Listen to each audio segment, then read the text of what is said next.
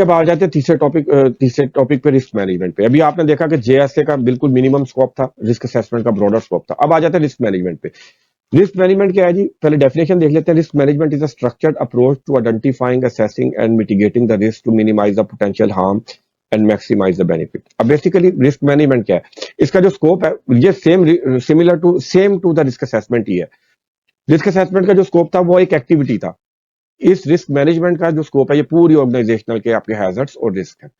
आप ये कह सकते हैं कि जनाब आपने आपके ऑर्गेनाइजेशन के अंदर 10 एक्टिविटीज हो रही हैं, आपने उन 10 एक्टिविटीज की रिस्क असेसमेंट की, आप उन सबको कंबाइन कर दें तो वो आपकी रिस्क मैनेजमेंट बन गई।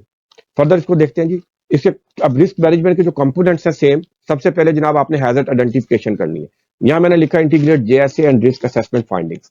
तो बेसिकली ये क्या है जी? आप हैजर्ड्स को आइडेंटिफाई कर रहे हैं, ठीक है, उसके बाद उनके कंट्रोल मेजर्स इंप्लीमेंट कर रहे हैं, और उसके बाद आप उन कंट्रोल्स को मॉनिटर कर रहे हैं, और उनकी जो परफॉर्मेंस है यानी कि डिजायर्ड रिजल्ट है वो अचीव हो रहे हैं या नहीं हो रहे हैं, किस हद तक हो रहे हैं, इस पूरे प्रोसेस की मॉनिटरिंग ये काम कर रहे हैं। तो इस प्रोसेस को आप रिस्क मैनेजमेंट कह देते हैं।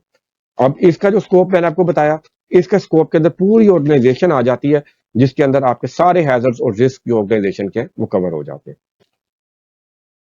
अब मैंने आपको ये तीनों किया, आप कंक्लूजन की तरफ आते हैं। तो बेसिकली हमने ये अंडरस्टैंड किया कि जेएसए रिस्क असेसमेंट और रिस्क मैनेजमेंट जो है ये एसेंशियल या क्रिटिकल टूल्स हैं हेल्थ एंड सेफ्टी के अंदर, जो कि safe and healthy work place को इंश्योर करने में मदद करते हैं। कॉल टू एक्शन क्या है जी? आप अपने हेल्थ एंड सेफ्टी के मैनेजमेंट सिस्टम में इन प्रोसेसेस को इंटीग्रेट करें। इट डिपेंड्स आपकी ऑर्गेनाइजेशनल लेवल क्या है, किस लेवल की ऑर्गेनाइजेशन है, उस हिसाब से ही आपको फिर इन प्रोसेसेस की जरूरत हो सकती है। लेट्स से आपकी छोटी सी ऑर्गेनाइजेशन है तो मे बी आपका जेएसए से ही काम चल जाए, बड़ी ऑर्गेनाइजेशन है तो रिस्क असेसमेंट से ही चल जाए, और कॉम्प्लेक्स ऑर्गेनाइजेशन है तो हो सकता है आपको फिर रिस्क मैनेजमेंट के लेवल का पूरा कंप्रीहेंसिव सिस्टम उसमें इंटीग्रेट करना पड़े।